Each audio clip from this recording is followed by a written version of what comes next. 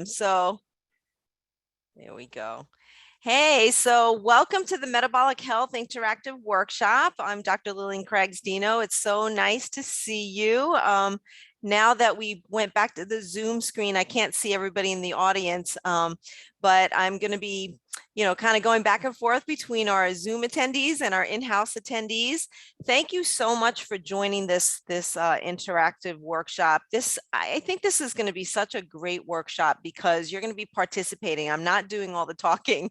So let me kind of give you a summary of what to expect for today. So what we're trying to do is, a lot of these lectures that I do and that you've been attending for many years, if you can take one piece of information and actually apply it to your life, that's the goal. Because, good health and poor health, you don't just wake up with it. Everything has to be developed over time. So we wanted to talk about how your metabolic health actually affects your good health or your ill health. So we're going to be talking about a lot today, but we're also going to be goal setting as well, because I want you to be the active participant in this. This isn't just to sit back and listen to what I have to say. I want you to really think introspectively about your own health and your own goals. And that's why I created that worksheet. We're going to kind of go through it together because I want you to think about, what are you going to get out of these lectures and what can you actually change about your own dietary, nutritional, and lifestyle health. So that's why we're going to be doing different discussions, different handouts, different questionnaires, and the lectures are very formative. So I'm glad that you made it to this first one. Continue for all of them to really capture the essence of what this workshop is all about. I want you to think about what you want to get out of it. If it's just, you just want some accurate nutrition and lifestyle information, well, that's great because there's a lot of misinformation out there and a lot of disinformation out there and a lot of old information out there. It's very contradicting. Most of us want a healthier body, right? A healthier mind, more stamina, a happier life. So that's really the overarching goal of this workshop.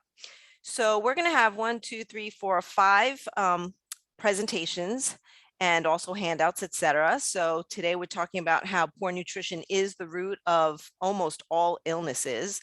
And then next month, we're going to talk about the politics of food. And I think that's a really important topic because a lot of what we're putting into our body, we think we have control over, but I want you to understand about how food is regulated, how the nutrition labels are a little misleading, what are GMOs, what is organic, who dictates all that, because that's really important since, we're going shopping and we're picking foods. Then we're going to talk about fixing your fat burn. And even if you're at a normal weight, that might not necessarily mean you're at a normal body fat. So we want to look at what our body fat is. We're going to talk about, why it's important. We want to talk about if we have too much body fat and just how bad that can be for our health, not just diabetes, but also metabolic syndrome. Then we're going to talk about intermittent fasting and something called autophagy. Intermittent fasting is a type of eating pattern that is actually gaining a lot of momentum in the scientific literature to be one of the healthiest eating patterns out there. So that almost negates all of that other stuff that we learned, even as nutritionists. Oh, you have to eat breakfast. Well, not necessarily. Okay, so we're going to talk about that. And then extending all the way to March 2022, man, and that's going to come so fast. We're going to talk about weight loss, and slow and steady definitely wins the race. So we're going to talk about that. So even if you don't have to lose weight, you're still going to glean a lot of information from that. So what I want to do now is show you the worksheet. Let me just get back to share screen. Okay. All right, so I want you to really think about this because this is your assignment basically for your participation. And hopefully at the end of the workshop, you can meet some of these goals, or maybe you might be changing some of the goals. And, these questions are meant for you to think about things personally, right? So I want you to think about, what matters most to you? What do you actually live for? What is your mission in life? I have a lot of patients that it's really interesting because I've been in, for those of you who don't know me, I'm a dietitian. I've been a dietitian for almost 20 years. I do private consultations. I work at Cleveland Clinic. I'm an international and national speaker. I do a lot. I'm a published author. So when I try to help somebody change their lifestyle, and even if it's dictated by their illness, maybe they have diabetes, maybe they have cancer, maybe they have obesity.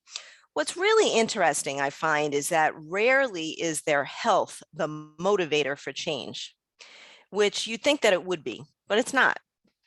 There's a theory called the health belief model, which is supposed to dictate why we want to be healthy.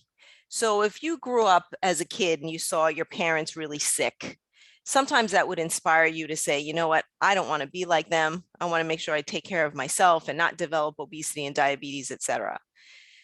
That rarely happens though. What motivates us is quality of life. Can we fit into a certain dress? I have a reunion and I'm going to be seeing some people I haven't seen in a long time. I want to play with my grandkids, so those are the type of motivators. And I have patients that'll say to me, look, I want to have even bariatric surgery. I want to go through something so dramatic because I want to be around for my grandkids. That is a fantastic motivator. So I'm not minimizing it. That's amazing. And that's usually what really drives people to change. It's very interesting. So kind of think about to yourself, what is really mattering to you. I have some patients that say to me, I'm just so exhausted. I just, I'm not enjoying this beautiful weather now because I'm just so tired. I'm dragging. I don't feel good. Okay, so let's see what we can do to change that. Then in the next section, I want you to evaluate your areas of strength by putting a plus next to it, and then challenges by putting a negative. And then what you want to do is kind of think about these negatives and how we can change them into positives. So you might want to think about what your weight is. I put here waist measurement. We're actually going to talk about that today because your waist measurement is actually one of the most important measurements on your body. And it's rarely something that doctors will measure. They'll get you on the scale and then interpret things from that. But it's your waist measurement that actually can dictate your health. So we'll talk about what your waist should be. Your stamina, do you wake up tired or by 1 o'clock, you're ready to take a nap? What about your focus? If somebody's trying to have a conversation with you and you're yawning, you're thinking about something else, you're just not focused. You're not there. You got a fishbowl over your head. Your stress level. Now, these are stressful times. Definitely stressful times. Don't put on the news. Put on the news. I don't know about you, but that shoots up my stress level. How about your own personal development? Have you met the goals that you want to meet? Are you developing new goals? What about your sleep pattern? Sleep and poor sleep is linked to poor health. It's linked to becoming overweight and obese. It's linked to cancer. It's linked to diabetes. So how is your sleep pattern? I know we had a whole lecture on sleep and how we can have better sleep. What about your relationships? Personal relationships, your relationships with your family, your relationship with your kids, with your friends. Are they good? Are they strong? Are they honest? Or are there some people you just want to kick out of your life? What's your level of exercise? Are you the one that's saying, I really want to exercise, I really want to do something, I really want to do something? Or are you coming up with reasons? I won't call them excuses, but are you coming up with reasons to say, you know what, I'm going to skip that today? But do you find yourself constantly saying, I'm going to skip that today? Because exercise is an important part of our lifestyle. Personal development, wow, I have that on there twice. I must be thinking that must be pretty important. How about your medical status? Are there things that might have come up in your health recently that you were thinking, maybe I could have prevented that? Or maybe there are some things that you can't prevent. There is something called genetics too that we can't change. So think about your medical status. Are you battling things from the past? Do you have conditions that you've had for many years? Are they controlled or are they out of control? Is there something that you can do from a lifestyle perspective that can get it into better control? How about your food choices? Sometimes we have control over that and sometimes we might not have real strong control of it. I have patients and clients that have food insecurity, which almost sounds crazy to be in the richest nation in the entire world, to have people that can't afford food, okay? Or can't get access to healthy food. So that would be food insecurity. What's your eating pattern like? Is it all over the place, or are you kind of consistent? Are you happy with that consistency, or are you just doing it to do it? Are you enjoying your food? Are you doing something called mindful eating? That's something I'd like to do at the end of this session, practice some mindful eating. So if you do have a snack, we'll actually go through the whole procedure of mindful eating. What's your understanding of nutrition? That could be really confusing. One day eat eggs, next day don't eat eggs. Fat's bad for you. Fat's good for you. Sugar substitutes are bad for you. Sugar is bad for you. What's the truth? There's so much information out there. So kind of think about those things. Place your strengths and your challenges, and maybe it's the challenges that we can work on together. I want you to also think about, why do you want to be healthy? What's the point? What's the point? Is it for quality of life? Are you doing it for somebody else? Are you in pain, so you want to get rid of pain? Is your goal maybe getting rid of some medications? That might be nice if that's possible. What does metabolic health actually mean to you? Now, of course, at the end of today, it's going to be clearer to you. Okay, but right now, without having any lecture on it, what does it actually mean to you? Then I want you to think about, what are your overall health goals, just overall? What are your health priorities? What are your health and medical concerns? You might want to list your medications and even the vitamin mineral supplements that you take. And the one thing I want to mention to you is, when you go for checkups, make sure you have an updated list. A lot of healthcare providers, they've got this list from 20 years ago. Make sure it's updated. And if you are taking vitamins and minerals and herbals, you need to tell your practitioner that too. It's very important. And that's something that sometimes we forget, and sometimes nurses forget to ask that question. I want you to think about, who is your support system? Because whenever you make any type of lifestyle change, dietary change, it's sometimes harder to do it when you're in a vacuum. When you have a support system, it makes it easier. You're leaning on somebody, you've got plan B. Now think about those, your friends around you. Think about Karen, the fitness center, all her amazing trainers. Think about me, right? So think about your healthcare providers, maybe a doctor that you're really close to, nurses. It's all part of your support team. Okay. Now this next section, I want you to think about, I want you to pinpoint a little better.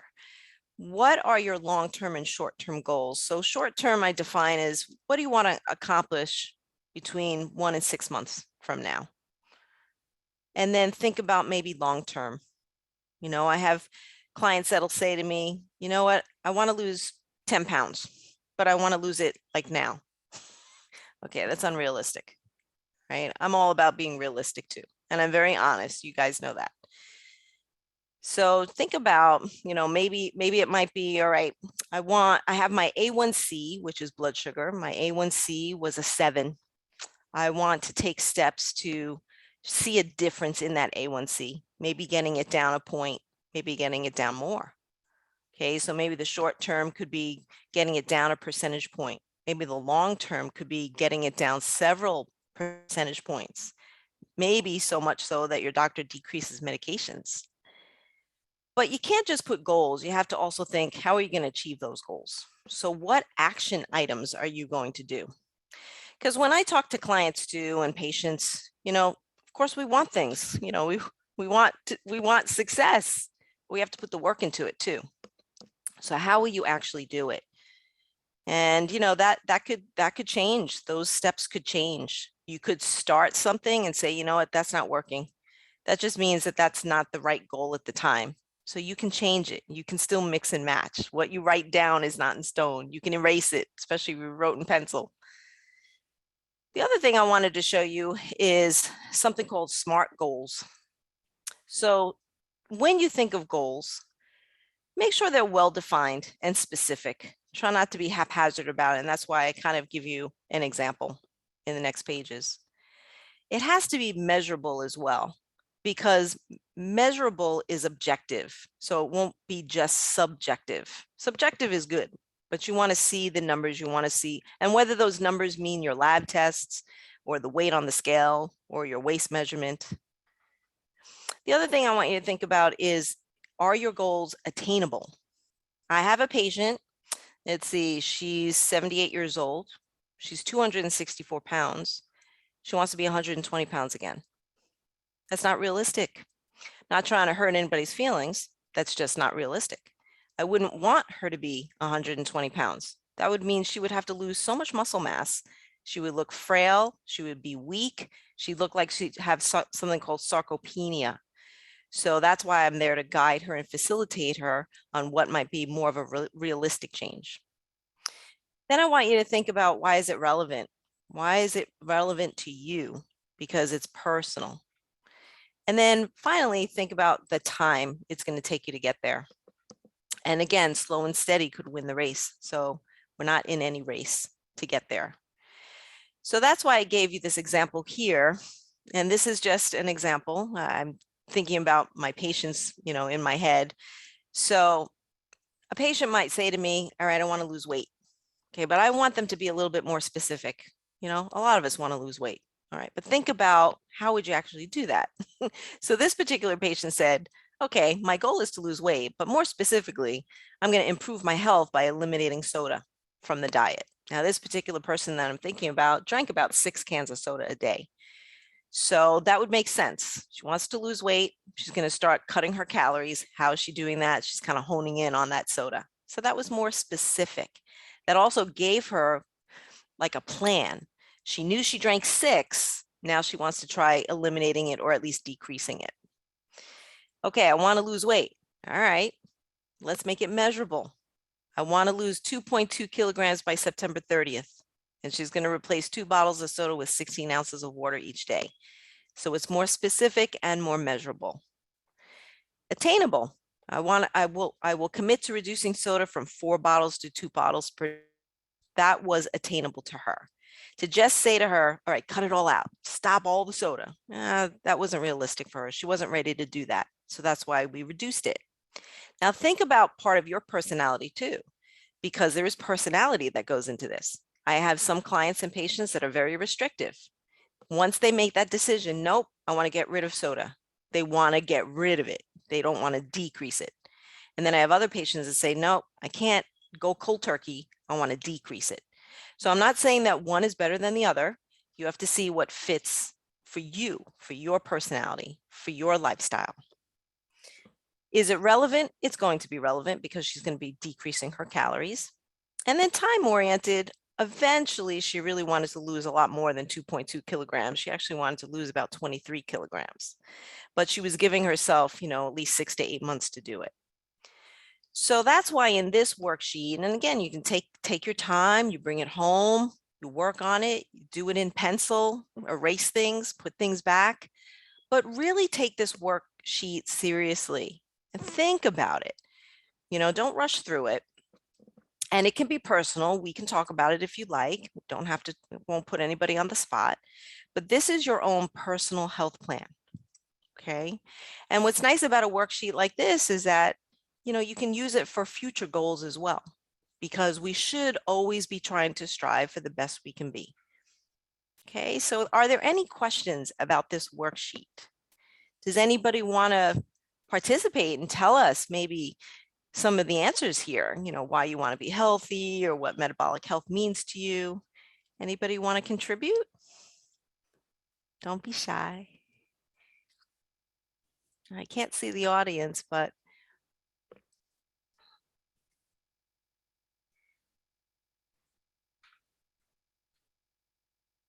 no comments, questions? Dorothy? All right, can you hear me? Because I think can. Hi, Dorothy. Oh, you just put yourself on mute again. Am I on mute? Oh, okay. Wait, you're still muted. Okay, unmute. No. Oh, there we go. Oh, it keeps going back to mute. I'm not quite sure why. Let's see. That's the start. No, it's over here. There we There go. we go. Okay, I can hear you. couldn't get rid of the red line. Basically, my mother lived to 90, wasn't too healthy, but she lived to 90, and my father 95. Mhm. So I guess I want to be as healthy as I can Beautiful. Yeah.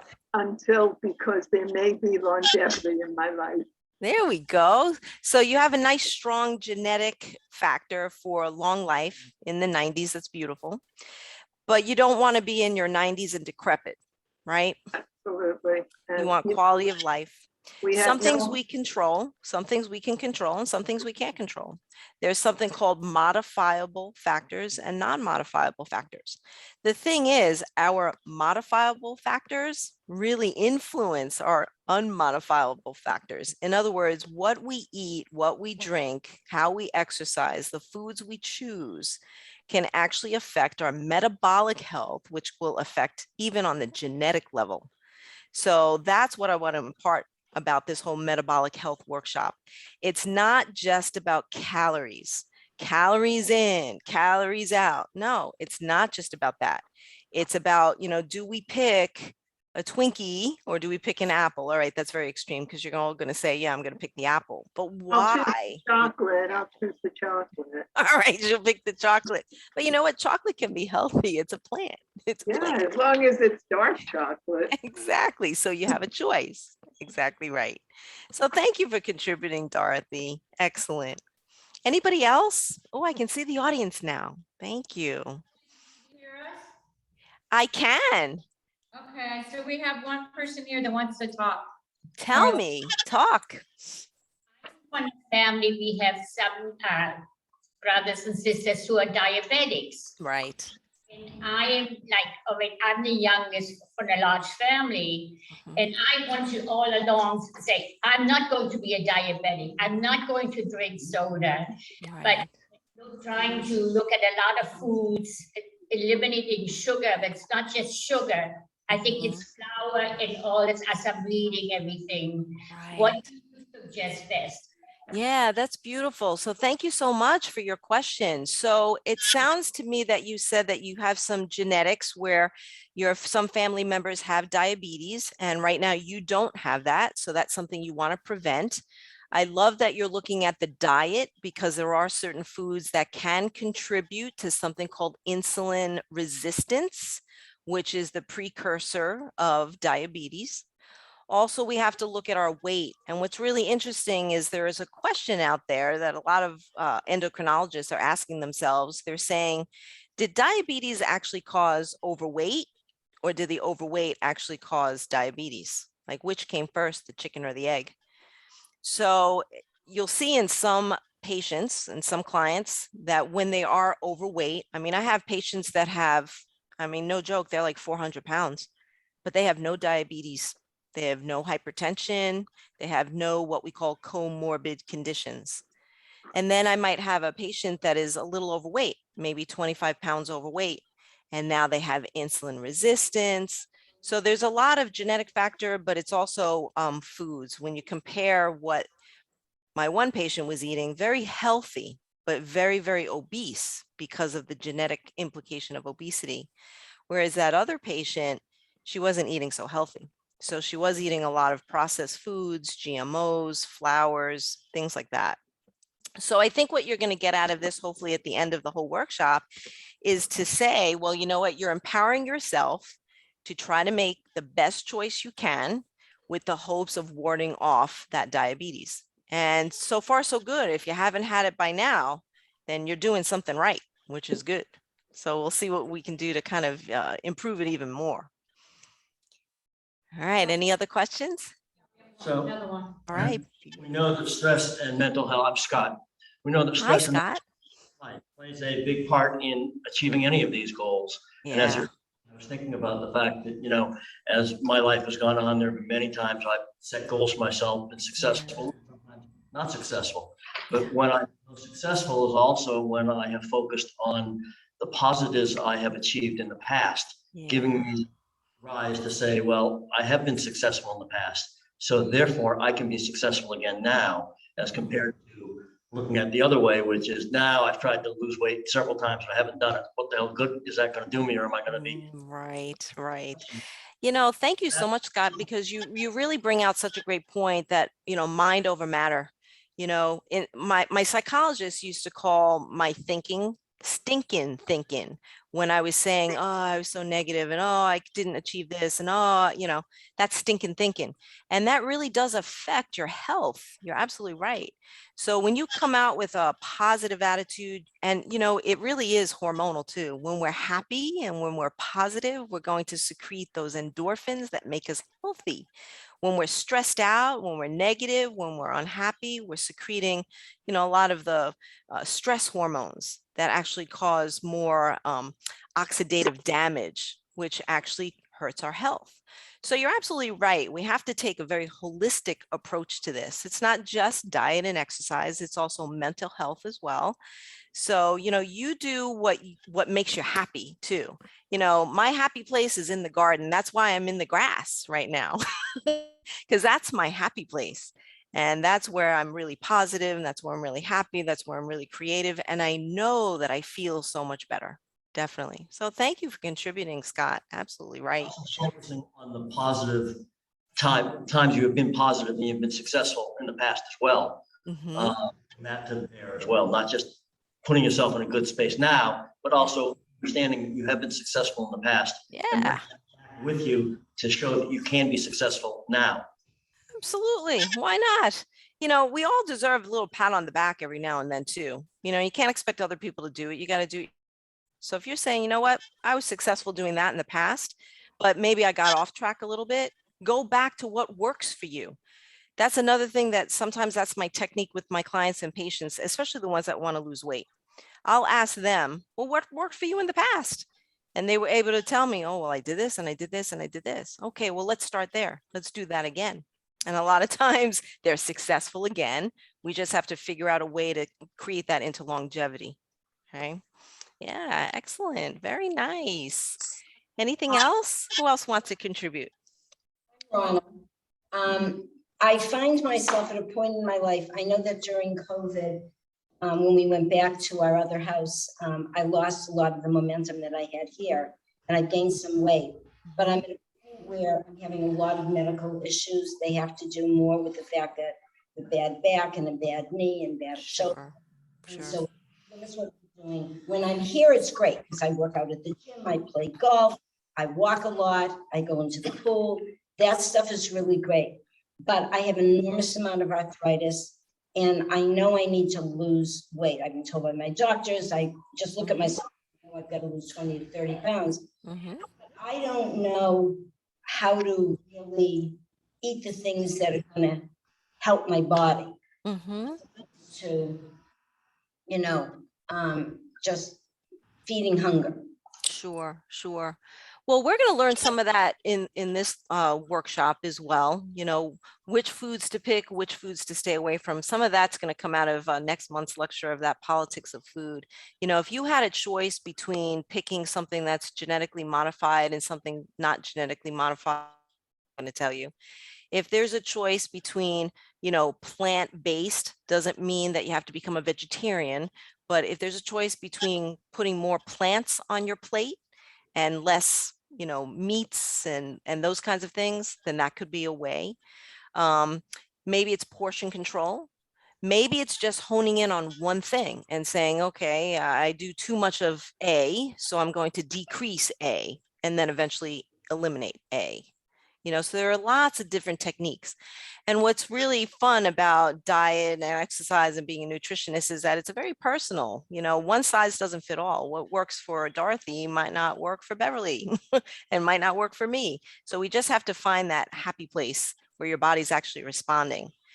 The other thing we have to find too is meaningful change. Now remember, it's all about physiology too.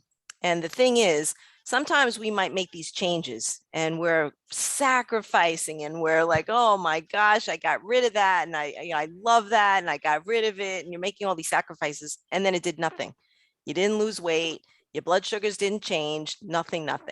It just means that you didn't hit that physiological spot. Okay, because the body is extremely protective. So when you make changes, it's going to respond in a different way to kind of balance things out. So that's the other thing you have to think about too, is the change that you're making meaningful cumulatively. And that's why we have to keep things realistic. I'll have, clients and patients that'll do really great. They're following this menu plan and You know, they think in the week they're going to drop 20 pounds. Okay, no, that doesn't happen. That happens when you're really sick and you're in the hospital. That's called catabolism. You don't want that to happen. Your body's going to be very protective. So it just means we might have to do a combination of things. Okay. All right. Wow, you guys, I love it. What else? Let me get to So, this. If I could just make a comment to Rona. I mean, that it's as much about staying away from stuff as it is like specifically what to eat. So a lot of times members say to me that they just want to be led and know, you know, like each meal what they should be eating. But, you know, in the absence of that, because we can't provide that, is just to not just start by staying away from processed foods and start by dropping sugar, and just those two things Yeah. can have such a big impact. Yep. And really not even going any further than that, just to begin with. That's why really the place to start, if you're looking at your diet, the place to start before you make any changes at all is you have to track yourself. You have to do it. Now, it's a little cumbersome. It's a little pain in the butt, but there are a lot of different apps and computer programs that you can use that make it a lot easier. It's not like the old days where you have to write everything down and then actually go to the internet and see how many calories. And that's why I think we had even a healthy lifestyle on MyFitnessPal, I think, right? Maybe sign up for a free MyFitnessPal. It's a food diary. It's a food log. You got to type in what you're eating. What are you eating? What are you drinking? And then you can cumulatively see what are the trends. And then that's how you can actually make meaningful changes too. Okay. It's not about going to a nutritionist and saying, okay, write me a meal plan. I can tell you right now, if anybody wants to see me as their private dietitian, you can't say that to me. If you say, write me a meal plan, I'm not going to do that. We're going to write one together, because I have to see what you like, you know, what you're allergic to, what works, what doesn't work, and needs to see trends. So I can tell you, just again, being in this field for a long time, I used to do that. My clients used to say, please make me a 1,200 calorie meal plan. Oh, okay. So I do all this work to do this meal plan. And where does it end up? In the garbage. They're not even looking at it. And now with the internet, you can just type in 1,200 calorie meal plan. There you go. You can just print one out. So what you need to do yourself, because this is all about empowerment and ownership, is you sign up for one of these apps, you know, MyFitnessPal, Spark People, there's so many out there. And before even making one change, you start typing in what you're eating on a daily basis, and do that for at least 1 to 2 weeks. Do it for a couple of days, doesn't really tell you anything. You got to look at what you're doing for 1 to 2 weeks. Then when you look at it, now this is what I can do to help you. We can look at it and say, you know what, we need a little work here, we need a little work here, and then we can talk about suggestions on how to do that. Or it just might be, all right, well, you know, you're doing really great, except your calories are too high. Maybe your macros and your percentages are perfect, but your calories are too high. So that's how you can actually determine what changes to make, those meaningful changes I'm talking about. Okay. And if you're really serious about your health or your weight, that's the way to start. Okay.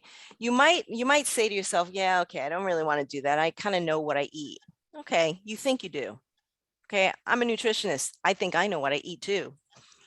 Not until you start typing it in. When you start typing it in and you see the trends and you see how things actually add up really quick, that's how you can actually make that change. So for everybody in the room that actually wants to make some sort of change to their diet, whether it's decreasing fat or decreasing sugar or decreasing calories, or maybe some of you have to increase calories, start there. That's my free advice. Okay. All right. So I wanted to show you this. I know this looks crazy. This is actually all the metabolic pathways of the human body. I actually had another one, but it was so crazy. I didn't want to scare anybody away. But these are all the known biochemical pathways of the human body. You know, man, these scientists are amazing. So it looks really complicated because it is. So if we're just making one little change and we think we're going to affect this amazing physiology, we might not. And there are so many different interactions. your vitamins, your hormones, the environment, medications, genetics. No, it's not easy. Screen, Yeah. Lillian. Say again? We're not seeing anything on the screen. Oh, sorry about that. Oh, here, I was so excited to show it to you. And you can't see it. Thank you. Okay. Here we go. There you go. Now you see it? There it is. Is that crazy? I mean, look at it. It's nuts. I think this is your Krebs cycle right here. This is how you develop energy, but there's so many different biochemical pathways.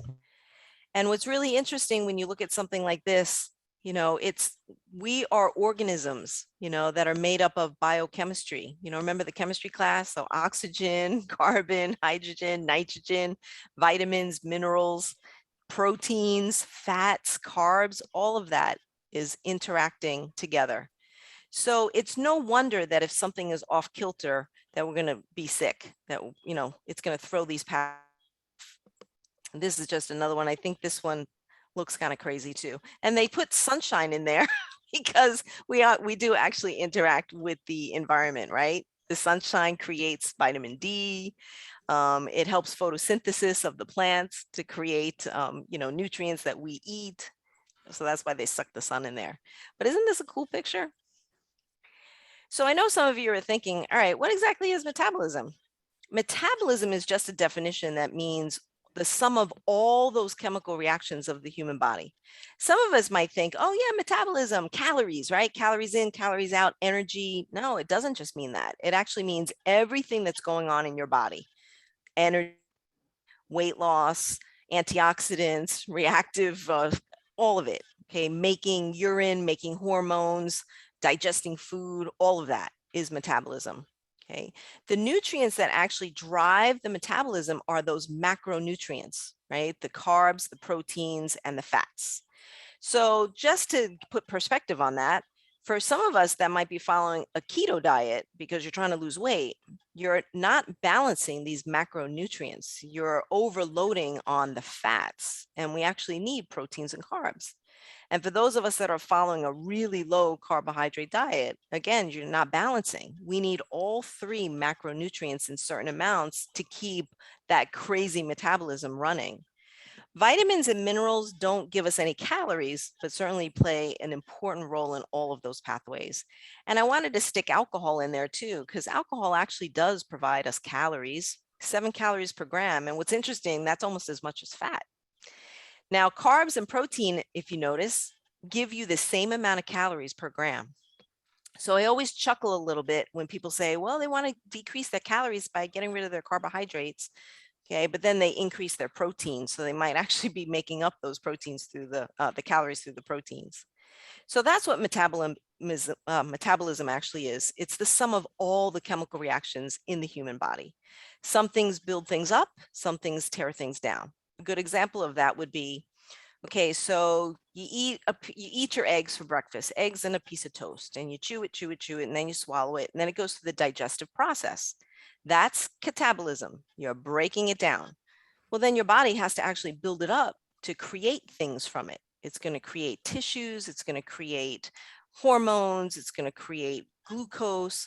That's building things up. That's anabolism. Okay, so it's a balance between what we break down and what we build up.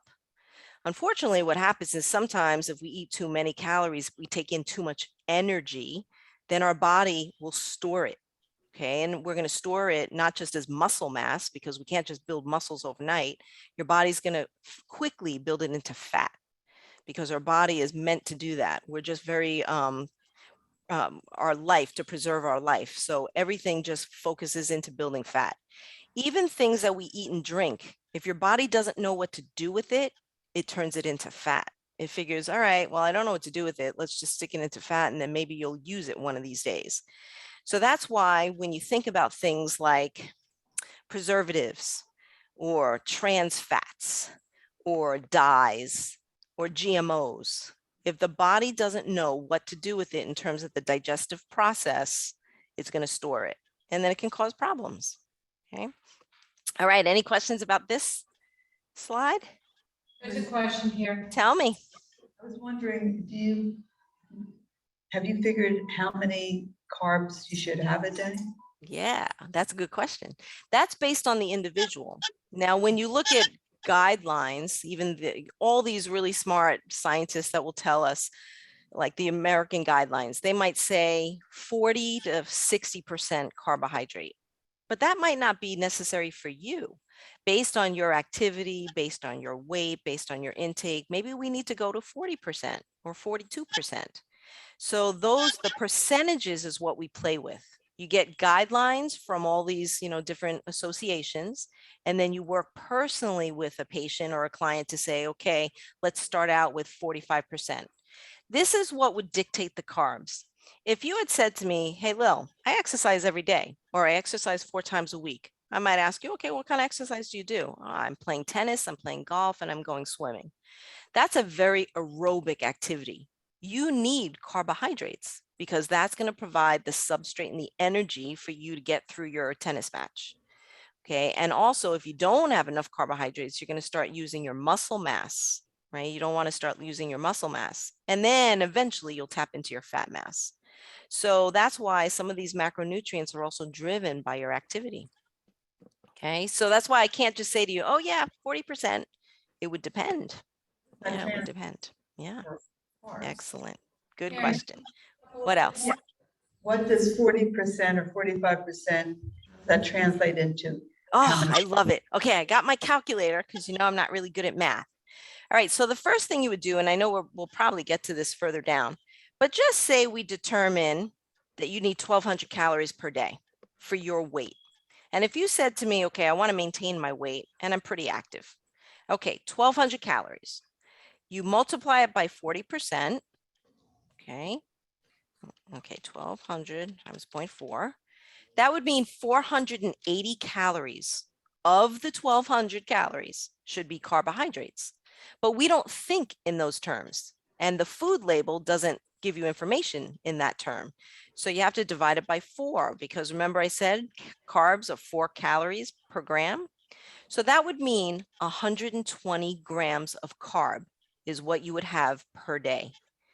So on a 1,200 calorie diet, if you were trying to follow 40% carbohydrate, you would eat 120 grams of carb per day. So that would mean you'd have to start looking at some food labels. You'd have to look at your portion sizes so you can determine that you're not going over the 120.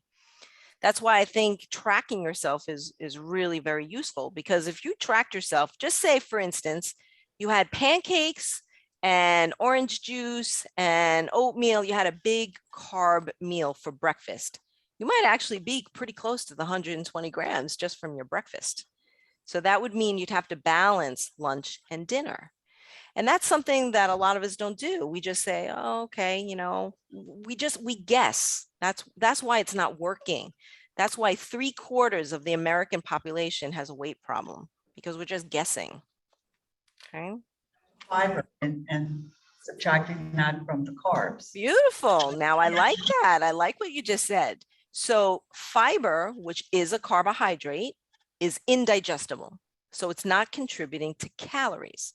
So that's why if you pick up a product and you're reading the food label and it says carbohydrate, total carbohydrate 20, but it's got 10 grams of fiber, you subtract the fiber from the total carb. So your net carbs are only 10 grams. That means it's 10 grams of carbohydrate that will go through the digestive process and contribute to energy and calories. So you're absolutely right. Going higher fiber is always going to be healthier. It drives down the carb intake. It's also healthy for you too. Yeah, excellent. Got another question. Tell me. I have a question for you with respect to a very high activity schedule. Yeah. I was told that I should consume half my body weight in protein grams. Like if I weigh 100 pounds, I should consume. Yeah. And I'm going to show you how to do it the right way, this way. Okay. We don't do generalizations like that, because it would also, I'd have to ask you, like, what kind of activity do you do? Are you a bodybuilder? If you're a bodybuilder, then I'd want you to get more protein. But if you're saying, I do more aerobic activity, then having that much protein might not help you meet your goals. I can't hear you. Either you talk or I talk. I do 5 hours of activities a day. Is it, what kind of activity? I'm trying to speak. I do weights, I do pickleball, I do tennis, I do yoga, I swim for an hour and a half. Wow, that's awesome. Once a week. That's awesome. And I bicycle after dinner when I cook dinner at home. Well, what are your goals? Are you trying to build more muscle mass? I'm very happy within my means. I already have attained my goals. I live the way I enjoy living, a healthy lifestyle, not to take it away from my health club. That's always been my objective in life. So my question is, based on all the exercise that I do, Yeah. I've been told by dietitians that I should be consuming close to 100 grams of protein because I don't retain any of the foods which I eat. I burn up more calories than I consume. Yeah, 100 grams isn't a very high amount. All right, so let's calculate. Do you want to tell us your weight? 153. Okay, so let's do a calculation. 153 pounds, and you're happy with your weight. And with all of that exercise, yeah, actually, anywhere between, okay, 153 divided by 2.2 times 1.5 grams per kilogram of body weight gives you about 104 grams of protein. 104. So they're about right. They're about right. What we did was we looked at actual weight. We had to divide it into kilograms, and then we multiply it by 1.5. Now, where did I get that number from? Normal protein intake is anywhere from 0.8 to 2 grams per kilogram. You don't really want to go over 2 because that can cause kidney damage and gout. So I still went on a high end, 1.5, and that gave you about 104 grams of protein per day. So if somebody just, told you about 100 grams based on your activity, they were probably right in there. It's about right. Yep, that's what I wanted to ask you as well. Yep. Very good. All right, should I go on? Yep. Okay, excellent. All right, so how do you actually measure your metabolism? Well, you do measure it through something called your basal metabolic rate, your resting metabolic rate. Those terminologies are used interchangeably, but it means exactly the same. And that means how many calories your body needs. Now, remember, the resting metabolic rate is how many calories you need to sustain your life. It doesn't take into account your activity. So what's interesting is when you look at the breakdown of how much energy we use, our resting energy is about 60 to 65%. Your diet, you actually burn calories when you eat. That's why, if you've ever been to a nutritionist and now they're telling you to eat all this food and you're thinking, oh my gosh, I'm eating more food than I have in the past. That's because you're actually, burning about 5 to 10% of that. And then your activity will contribute about 25 to 30%. So this is just showing a little bit about where did the calories go? Well, obviously skeletal muscle is going to demand a lot of energy. And that's why a lot of nutritionists are saying, build that muscle, build that muscle. So it sounds like that gentleman is doing a lot of activity, but he's also including weight training, which is good too. Even body fat has demands some energy. Your brain, we have to have a lot of energy for our brain. Okay, so what exactly is metabolic dysfunction then? Metabolic dysfunction is a kink in the system, which could be caused by different things. Like a good example of that would be PCOS, polycystic ovarian syndrome, okay, where you just have really cystic ovaries. That's usually dictated by hormones and weight, but it's a metabolic dysfunction. And it's metabolic in the sense that a lot of ladies with PCOS can't even get pregnant. So that's why it's metabolic dysfunction. Heart disease. Heart disease is a very inflammatory process. That's a metabolic dysfunction. Okay, you might have high cholesterol, atherosclerosis, not just high cholesterol, but high triglycerides. All that will contribute to that metabolic syndrome. A lot of us might actually have metabolic syndrome. Your doctor might have even diagnosed you with that. And what metabolic syndrome actually is a combination of many different conditions like high blood pressure, high blood sugar, whether or not you're diabetic or not, but insulin resistant. High visceral fat, especially in your visceral area, your belly, your abdominal area, and also obesity too. Okay. Lillian, is osteoporosis a metabolic dysfunction? It is a metabolic dysfunction. And the reason why is because perhaps it started with people not getting enough calcium or vitamin D or vitamin K or protein, or maybe the diet is wasting those things. So if you have a diet that's very high in caffeine, very high in alcohol, or too high in protein, it actually wastes calcium from the bones. So that would cause that metabolic imbalance in the process of how we lay down calcium on our bones. So yes, the answer is yes. That's the short answer. Is osteoporosis an inflammatory disease? Which one? Like- Osteoporosis? Does it cause inflammation? Well, I would say that inflammatory diseases can cause osteoporosis. Is osteoporosis itself an inflammatory disease? I wouldn't think so. No, it's the other way around. Okay. Mm-hmm. Yeah.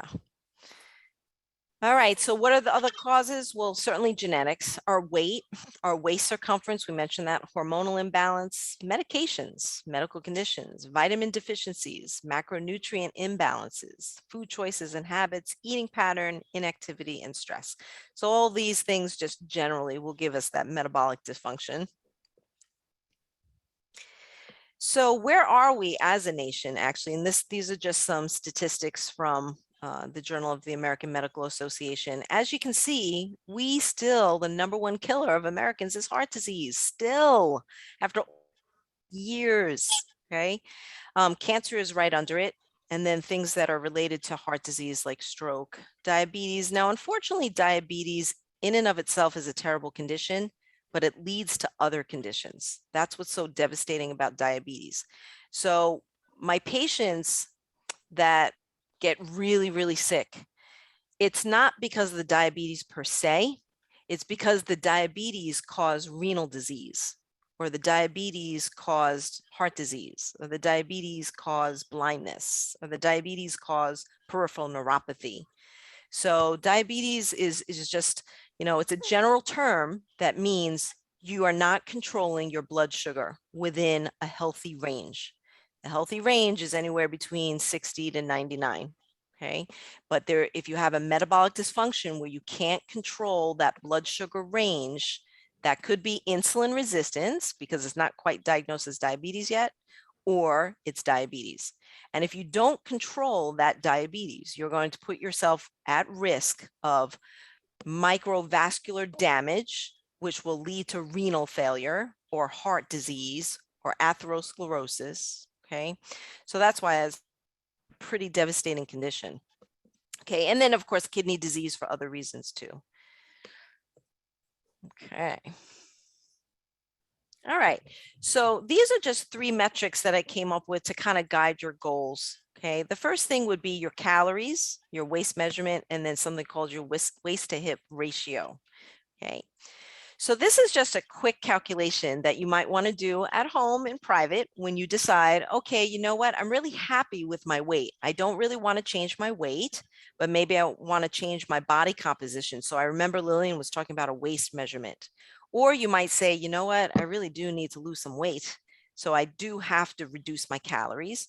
Or then some of you in the audience might say, you know what, I'm not at a healthy weight. I'm too skinny. I've lost too much muscle mass. So then you have to actually increase your calories. So this is just a quickie example. This is, there's more complicated equations and there are so many equations. These equations are not 100%. These are called predictive equations. The only way to really know how many calories you actually need as an organism exactly would be to do something called indirect calorimetry. And that's also called the metabolic cart. That's something that you would do in a hospital. Some gyms have it, but it's pretty expensive. It's not usually covered by insurance. So most of us now, we just rely on mathematics and something called predictive equations. Okay, so this is just the easy equation. For example, if we have a 150-pound woman or man, because as you can see, it doesn't, doesn't matter for gender, we always have to convert it to kilograms. And then you follow this equation. So 150, and I kind of used myself an example. So I'm 150 pounds on a good day. If I want to lose weight, because I want to get to my 135 pounds, I'm going to multiply my weight by 20.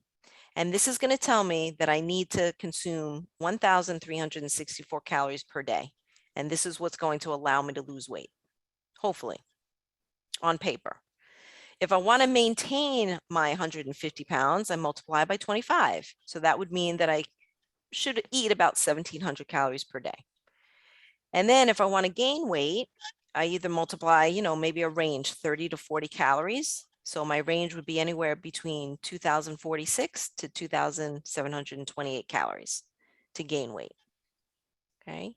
So this is a good place to start, at least, so you have an idea of how many calories you're actually eating, and then what is your goal.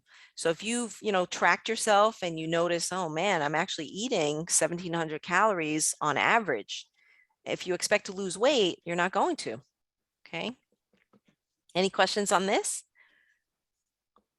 To convert, just so you know, to convert pounds to kilograms, you just divide 150 by 2.2.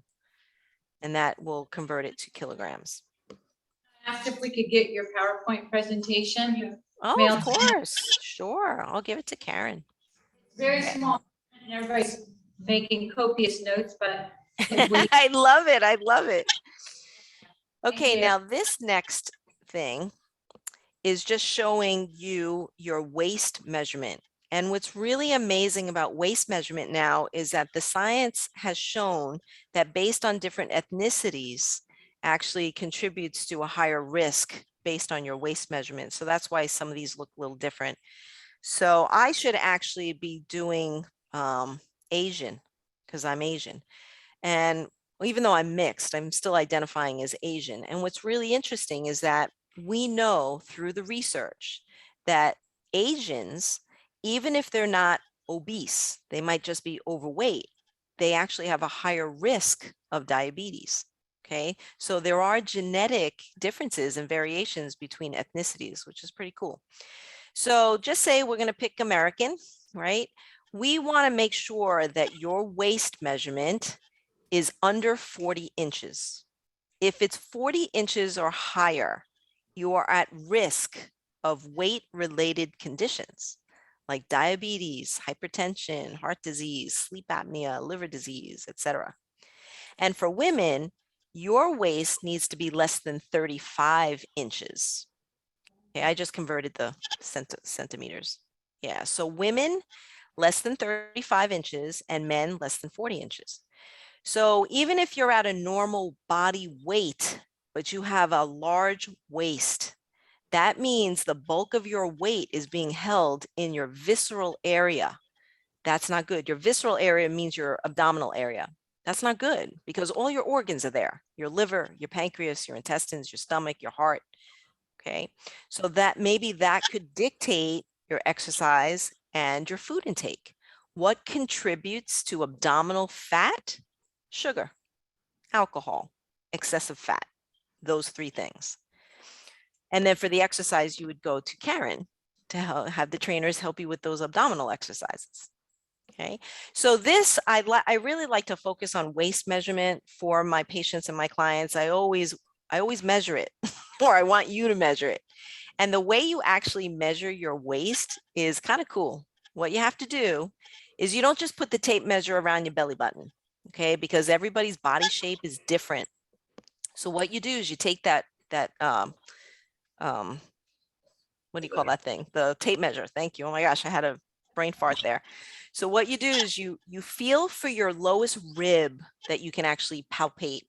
And then you feel your iliac crest, which is the upper portion of your hip. And you put the tape measure right in the middle of it. So for some people, the belly button is above it, and sometimes it's below it. Okay, because I have some clients that have really long torsos. Okay, so if you really want to do it exact, that's how you do it.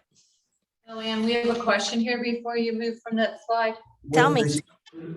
visceral fat? Is there a percentage that is? Yes. Yes, we're getting there. We're getting there. Excellent. Okay. Now, the other thing you might want to do is also measure your hips as well. And then you do a ratio. So your waist to hip ratio. So now that you had your waist measurement, you might want to take your hip measurement. So the way you take your hip measurement is you take that tape measure and you put it around the fleshiest part of your butt. Because for some people, they hold the bulk of their butt is lower. And for some people, it's higher. So wherever is the fleshiest part of your butt, that's where you put the tape measure around and you get that number. And then you do the ratio. Okay, your waist on the top, your hip on the bottom, and you do the ratio. And this is showing the different body shapes. So we knew that if you were apple shape, that definitely puts you at risk of heart disease. If you're pear shaped, that actually is a lower health risk, believe it or not, because it means that you're holding your weight, lower in your body, which is good. It's staying away from your heart and your liver. And then there is a third fruit now. We've got the avocado shape, which actually puts you at a moderate risk. So that's what these numbers are. And again, I just show you these numbers to say to you, look, you're not dictated by a number on the scale. That doesn't give you the whole picture. If you really want to do your whole body composition, this is important. Okay. And now let me just skip to this. Let's see if I have it here. And this one I don't have. I'll have to get it for you. So in terms of body fat, your goal, you want to be, for women our age, we want to be under 33%. And for men our age, we should be under 27%. Okay, so women under 33% and men under 27%. And that would be total fat. Can I interject here? Sure. We have an in-body. Yes. Where you can have an assessment with one of the trainers, and we can give you all that information on lean body mass and body fat, visceral fat. The cost is $20. I'll take 10 off if you guys are interested in having this done. And also further is that Lillian and Lewis are working together in January to present. Lewis is going to present an in-body lecture and discuss everything about the results that you get on an in-body. It's really interesting. It's very good. Yeah. Yeah. And we'll have 3 corresponding workshops or lectures where it's Lillian, refresh my memory. How to build muscle is one. Yeah, that's the one that I'm thinking of. And also, how food affects fat percentage. I know that was the other one. And I just can't, the third one is skipping my mind right now. It'll all be advertised, but it's Yeah. all put in together. Yeah, for sure. I would definitely encourage getting the in-body. Absolutely. Because again, it's going to give you more objective numbers to work on rather than just the weight on the scale. And it's also going to give you something like a baseline so that, if you stop losing actual weight, but you see muscle mass and fat loss, it gives you a different perspective so that you don't feel that negativity that you're not accomplished. Yeah, I like that a lot. Yeah. All right. So what do you think about the statement? Our food should be our medicine and our medicine should be our food. Do you agree with that? Yes. All right. I like that. Yes. And it was Hippocrates that said that. And I love that because, I love my docs, right? But they're practicing medicine and giving you medications. If there's any way that we can prevent the conditions or even treat conditions through food, that would be even better. So how would we do that? Well, there are lots of different diets. Here's this, and I'm sorry, this is a little small, but when you look at research and you look at the nutrients found in certain diets and how it affects disease, there is a correlation between diet and reducing disease. So if we have low-fat diets, that decreases your risk of diabetes. It also decreases your A1C, your triglycerides, your CVD, cardiovascular disease. So you have to see what diet works best for you. Mediterranean style diets are still considered one of the healthiest diets. And what's interesting is there's not a real strong definition of a Mediterranean diet. All we can really say what's common in a Mediterranean diet is it's plant-based. The proteins are usually seafood. It's got lots of olive oil and nuts and things like that. But the actual foods might be different if we're talking about a Mediterranean diet from Greece or a Mediterranean diet from Italy. Okay. DASH diet is also an evidence-based diet. It stands for Dietary Approaches to Stop Hypertension. So this is also a plant-based diet that reduces your risk of high blood pressure. It helps people with weight, to lose weight, helps risk of diabetes. So there is a link between what you're eating and disease. And when you look at all these other trendy diets, I just want to show you this one instead. There are definitely therapeutic diets too. So if you have conditions like, for example, GERD, acid reflux, that's what GERD is. Well, there is a specific therapeutic diet to help manage the symptoms. And I can tell you there was actually a member that came to see me and I put her on an anti-GERD diet. And when she went to get her EGD, which is that endoscopy, her doctor was shocked, but her esophagus got cured. Okay. And I'm going to say, well, it's remission, really. I don't like to say cured. It's in remission. It really, really helped her. For those of us that have certain GI diseases, maybe you've got celiac disease. If you have celiac, you cannot have gluten, period. You eat gluten, you're going to get sick. Okay. Obviously for heart, we want to look at fat. We want to look at sodium, we want to look at cholesterol. Okay. So there are disease specific diets that somebody might prescribe for you. But, we just have to take this as the basis, and then based on what you're eating and your choices, that's the fun part. Okay, there are other diets too. This one's pretty cool. It's called a very low calorie diet. It's only 800 calories a day, but that's something that you wouldn't want to do long term. Some people do this under medical supervision to lose weight and then initially go back, like we'll start on low calorie and then increase calories. Low calorie diet is a little bit more than 800 calories. It's about 1200 to 1600 calories, or maybe Mediterranean diets, DASH diets. I think we did a lecture on the MIND diet. The MIND diet is actually a combination of Mediterranean diet and the DASH diet. And there is evidence to show that that helps to reduce the risk of Alzheimer's and dementia. The paleo and the keto diet, I put them here just to, a lot of people are following these types of diets. You might see some weight loss initially, but it's not something that I'd want to keep a patient on long term, especially keto. Intermittent fasting, we're going to have a whole lecture on that. I think intermittent fasting is a really great eating pattern, but it's not for everyone. It's definitely challenging, and you have to be motivated to do it. And then there's something called carb cycling, which I really love. Carb cycling means looking at the high range and low range of how much carb you're going to allow into your diet and kind of alternating. And what you do is you kind of confuse your body a little bit. And based on your activity, maybe you're having a high aerobic day. So I might want to give you more carbs, but maybe the next day you're doing more bodybuilding. So maybe I might want to lower those carbs. So it's playing around with carbohydrates. So that's actually a lot of fun. Okay, so this is just a little bit more on those diets. This just shows you who I would not recommend like it. If you have any kind of liver condition or pancreatic disease, which actually includes diabetes, because that is a type of pancreatic disease. If you have thyroid problems, if you have eating disorder, if you have gallbladder disease, I don't really recommend keto. Okay, so that's not for everyone.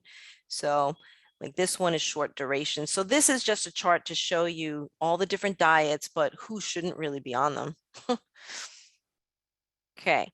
So I want you to just kind of ask yourself these questions, what should we eat, how much we should eat, how should we eat, when should we eat, and why should we eat?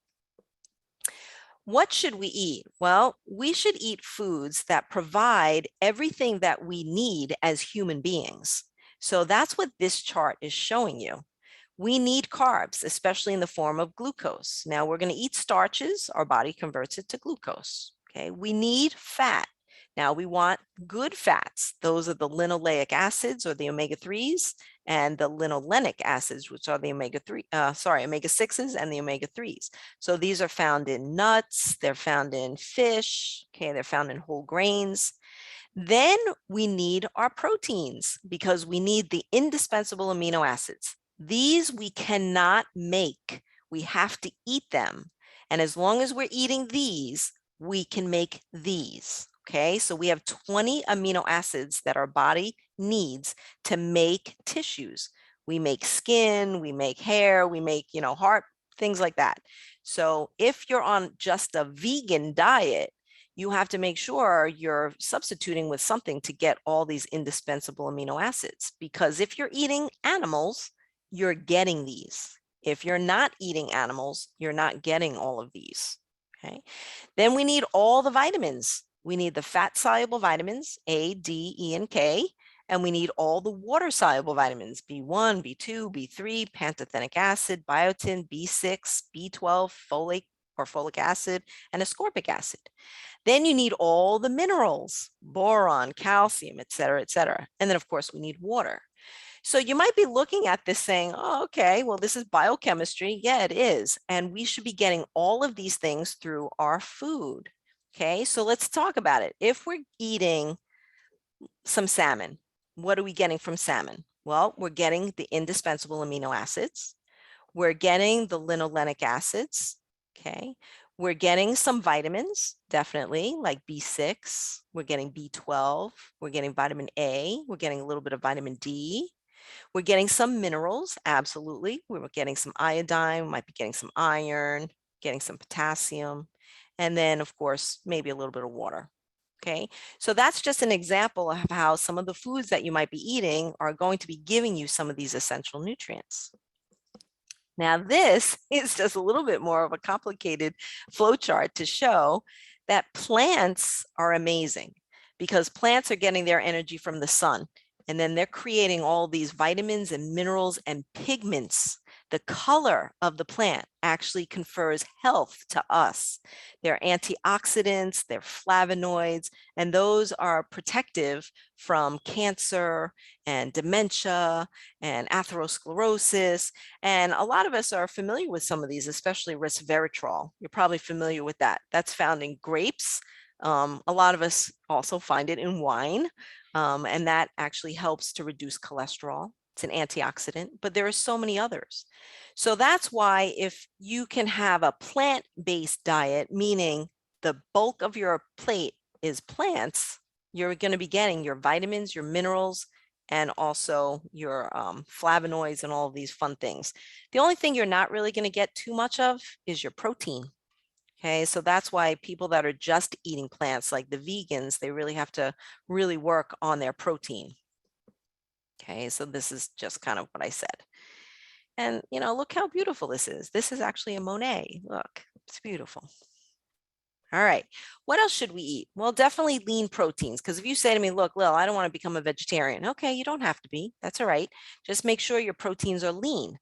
And when we say lean, that means you want to pick the things that visibly don't have a lot of fat, because if you can see the fat, you're actually going to be eating the fat.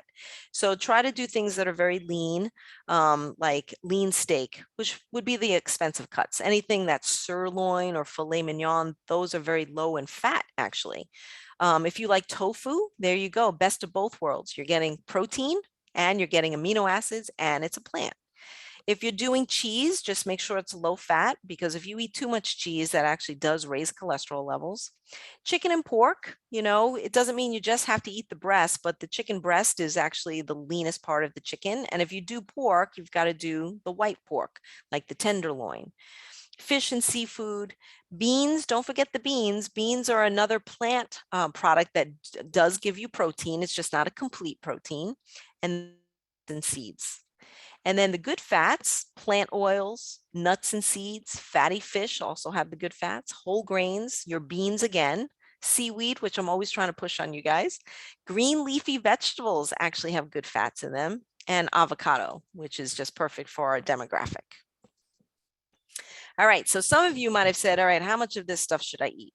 So we look at all different professional associations to give us guidance. But again, it's just guidance, and then you have to talk to a person personally. These would be the acceptable macronutrient distribution ranges according to the Institute of Medicine. Okay, so 45 to 65% of your calories should come from carbs. But again, I'm not going to recommend 65% of your diet coming from carbs if you have a BMI of 30 or greater, which means that you have obesity. Okay, so I might actually go on the lower side, maybe 45%. Or from my friend Scott, I guess, gentleman that was telling me about all of his activity, he might need to go higher in carbs because of all his activity.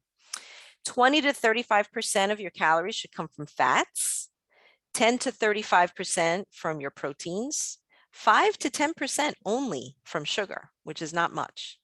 So here I gave you an example. So we went back to that 1200 calorie per day. So just say I'm following 1200 calories per day and I kind of want to lose weight. So I'm going to stick to the 45% carbohydrate. You just do the math. You always have to divide by 4 because there's 4 calories per gram. That would mean that I can only eat 135 grams of carb per day. Then 30% fat, I multiply, I do the math, and then I divide by 9 because fat is 9 calories per gram. So that would mean 40 grams. Just to put that in perspective, a lot of us say, well, I eat nuts. Okay, yeah, nuts are good. But for every ounce, that's 14 grams of fat. 14. So if you're sitting there with a whole bag of almonds, you're going over. If I'm only supposed to have 40 grams, you still have to be careful, even though it's healthy. 30% protein, that gives me about 90 grams. And then I'm going to go to 10% sugar because I just love sugar, right? That gives me about 30 grams. And I have to tell you that 30 grams, that goes quick. One orange can give you about 15 grams of sugar.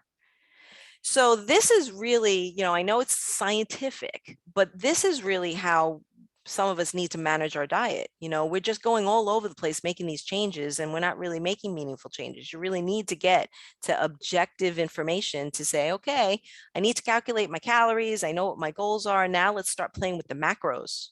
Okay. Now, how, when, and why should we eat? There's something called mindful eating. And, I brought my grapes here if you wanted to practice. What you do with mindful eating is you really want to appreciate what you're eating, everything, the texture, the smell, the mouthfeel, just when you bite into it, what's that sensation? See, we don't do that anymore. We're rushing around, we're grabbing, we're watching TV, we're watching the computer, we're not even paying attention. Eating should be very pleasurable and we should be appreciating it and eating slower, because when we eat slower, we'll actually eat less and we'll probably appreciate it more. So that's what I want you to practice. If you don't have a snack now, that's okay. But when you have a snack, I want you to practice mindful eating. And what that means is you just take it, like I have some grapes. You take the grape before you even put it in your mouth, or whatever snack you have. I want you to smell it. I want you to look at it. I want you to feel it. And then when you put it in your mouth, and I do this for my students, we do an activity like this. You put it in your mouth before you even bite into it. Just see what it feels like in your mouth, your tongue, the roof of your mouth. And then when you bite into it, just take one bite into it and see that experience of what it might taste like. And then chew it, eat slow, see the essence of what it tastes like in your mouth, and then you swallow it. So it's a whole ritual. It's not something that you might do every minute of the day, but I want you to really appreciate your food. And it's called mindful eating. I actually have a patient right now, a client right now, and he's trying to lose weight. And what we've already tried portion control and exercise and all of that stuff, but he finds that the portion control, he's still hungry. So I'm trying to, we're decreasing portions, but now he's struggling with hunger. So he's like, oh my gosh, I'm hungry and I want to eat more. So what we did was we did this whole exercise on mindful eating. And what that did was that caused him to slow down his eating, but it also caused signals for his stomach to say that he was full. So he actually is full from a smaller portion because he's eating it slower. And it makes a lot of physiological sense based on metabolism, because it takes about 20 to 30 minutes for your stomach to register fullness. It has to go to your brain to be interpreted, and then it goes back to the stomach to say, yeah, you're full. So it's physiology. And what's really amazing is that the first week we did the mindful eating, he lost 2 pounds. It was great. It was really great. And he didn't suffer from hunger. So that's definitely a technique that's working for him. So what is the take home from this first interactive? Hopefully you found this interactive. Poor nutrition is definitely the root of all illness. It really is. You have to make small changes, but they have to be meaningful changes. Health is definitely not just the number on the scale, because that's not what defines you. Okay. I think that gives you good objective numbers, but, maybe take your waist measurement, your hip, maybe, go for your checkup, get your labs. You can always, show me your labs so I can look at them. Remember, there are many different healthful diets, very low calorie diet, heart diet, Mediterranean diet. You have to personalize it to see what really works for you based on your lifestyle, your likes, your dislikes, even your culture. I mean, I'm half Asian and half British, and I'm married to a Sicilian. You are not going to tell me to not eat potatoes, not eat rice, and not eat pasta. It's just not going to happen. So I have to figure out a way that I can still eat those foods, but in controlled amounts. And then practice the mindful eating, because I think just practicing that really gives us the appreciation of eating as well. It gives us appreciation of that food. And there is an old Chinese proverb that says that first bite that you take of the food is actually the best bite. The last bite's not the best bite, it's the first bite. Okay, so really, really enjoy it. All right, so those are my references. All right, so we have a few more minutes. What questions? Did you enjoy this first lecture? What do you think? Give me feedback. Comments? Are you all excited to fill out your worksheet? Definitely. Awesome, awesome. So what I want you to do, take that worksheet home. We're going to have this second lecture next month. So you have this whole month to look at that worksheet and really, take a personal approach to what you want to get out of your diet, exercise, the lectures. What do you want to change? Is it your weight? Is it your blood sugar? Is it maybe your vitamin status? What do you want? And then start writing it down. Really think about it. Okay. Questions? Anybody online have any questions? My Zoom buddies? Hi, Rachel. Hi, just a big thank you. That was amazing. My pleasure. My pleasure. Thank you so much for connecting with us tonight. My pleasure. So much for us tonight. Oh, I can't really hear you. Were you saying something? It's kind of crackly. Nope. Okay. All right, you guys. Well, have a really great night. Karen, we're good. We're done. Karen, any other questions before I log off?